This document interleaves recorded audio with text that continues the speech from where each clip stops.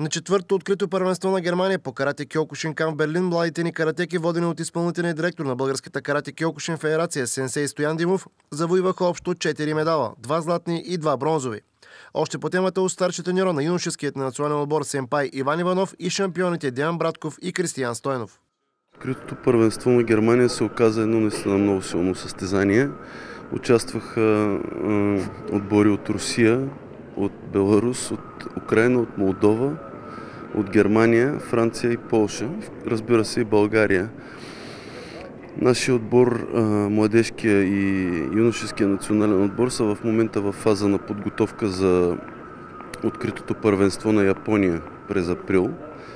И благодарение на спонсора на Българската федерация, на Българската карате Киокушин федерация, успяхме да направим една много добра проверка на състезателите, просто да се ориентираме в каква фаза са, нали, как се развива подготовката им, на какво трябва да се наблегне.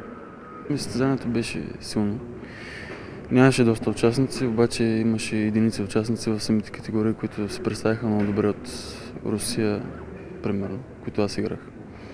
Това ми беше последно състезание на юноши, следва мъже. Ще се подготвяме каквото стане. Доволен съм.